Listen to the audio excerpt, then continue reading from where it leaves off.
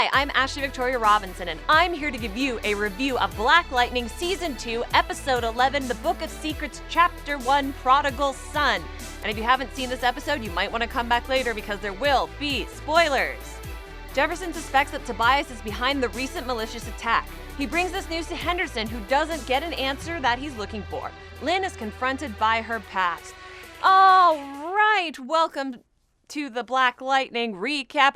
I'm alone this week. You might be used to seeing Mr. J. Washington, Chocolate Thunder himself with me. You might also know that Jay recently traveled to New York City. We wanted to give him a little sabbatical to readjust to the time streams and the time zones and the timelines. So you're getting me alone this week, and Jay will be returning next week. And I have to say, kind of like last week's episode, where we were both rendered speechless, I'm very emotional coming into this review because we have a completely insane event that happens. This is full spoilers. If you haven't seen the episode, go forward at your own risk.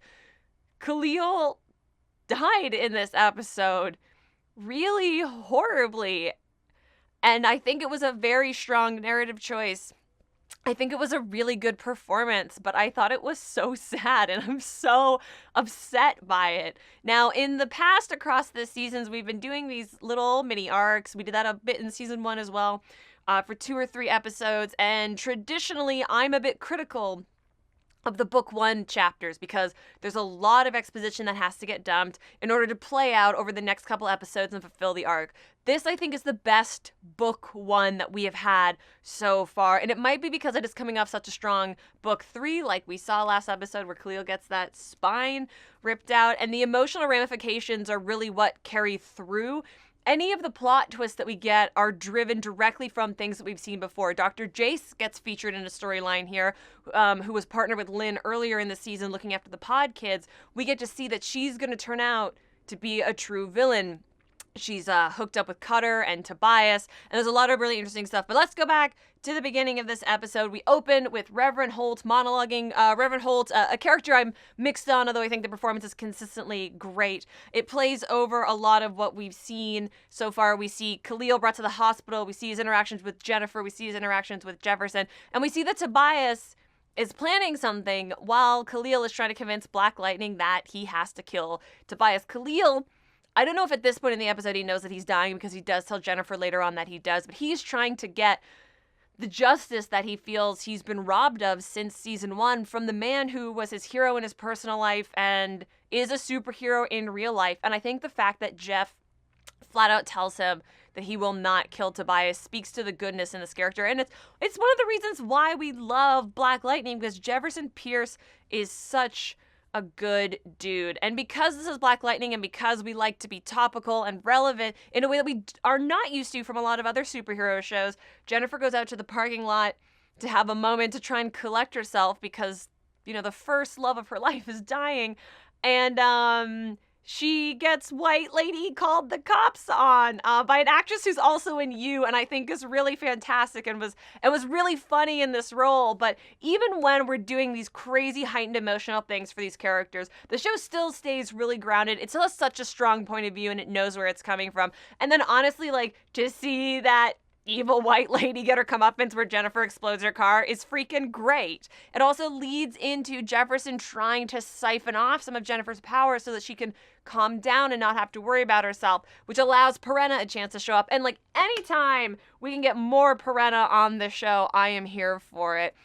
It also leads directly into Jennifer and Khalil's final goodbye moment at the end, where she's able to bring him into her mind and her mind palace, to borrow the Sherlock terms, and they're able to have a really beautiful goodbye in the end that's truly private, even though every single cast member is in the room, which I don't really buy, but it's a TV show, so that's fine.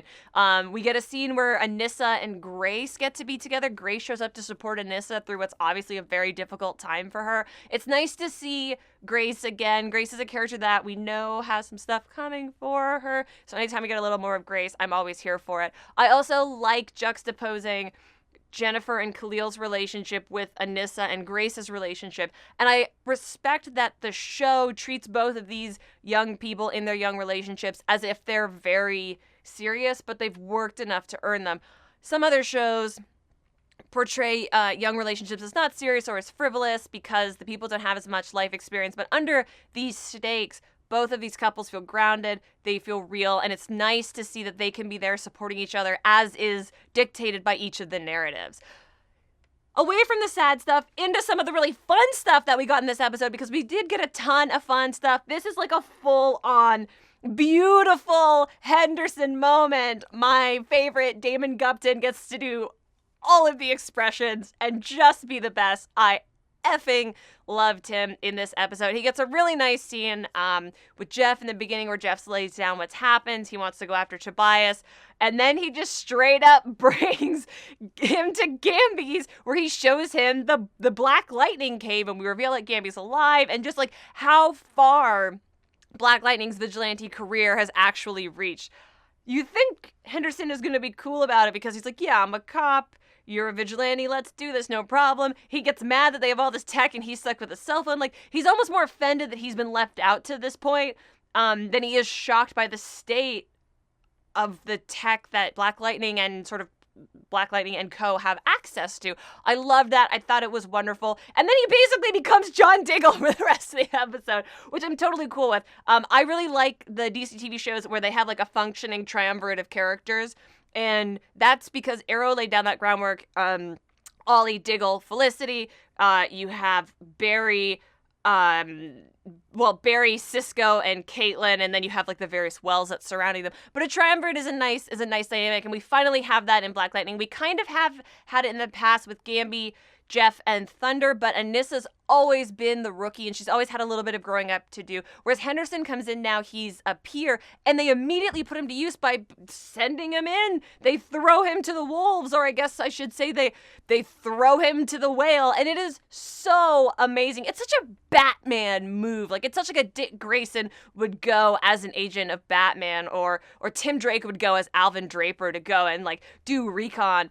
And it's cool to hear Gamby kind of buzzing in Henderson's ear as he's scoping out Tobias. And he kind of comes under the pretense of the last time they were together, Tobias made a fool of him. And Tobias is able to play that off in a way that he thinks he has the upper hand. And considering the fact that there's waterboarding, Cutter's a big part of this episode. She straight up murderizes Reverend Holt in the beginning, which I completely forgot to talk about.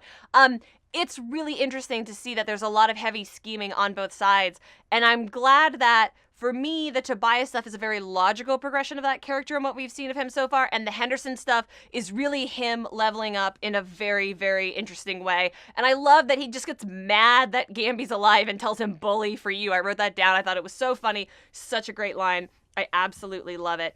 Dr. Jace, when she finally meets Tobias, gives us a Markovia reference because we are like incapable of not referencing the Judas Contract in some way at DC Comics.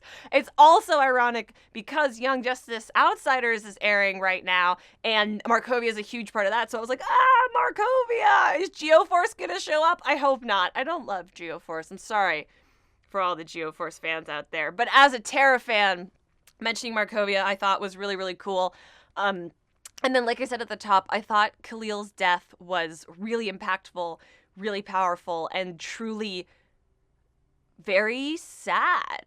I thought they played it straight. I loved that nobody was in horrible histrionics or hysterics. It felt very true to what that situation must have been like.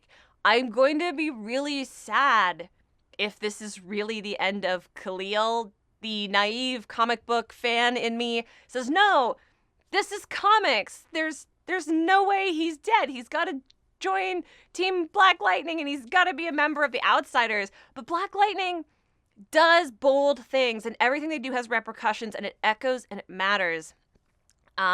So I think it might be for real. I liked the solution that maybe he could be a pod person, but I equally respect that was too easy a fix and that Lynn wasn't able to have that manifest. So I'm really mixed about it. I think it was brilliant. I think it was powerful. I think it probably achieves exactly what everyone who works on the show is going for. But even though I think Painkiller at times was really silly, And I did think that wig that he wore was really horrible. I'm going to be sad to see this character go. He had a really wonderful arc. There was a lot of fabulous performances. And I thought him and Jen really thought they had a chance, thought they was maybe going to make it. All right, let's roll right into the rating on a scale of 1 to 5 lightning bolts, 5 being the best, 1 being the worst. What else can I give this show? It's got a 5.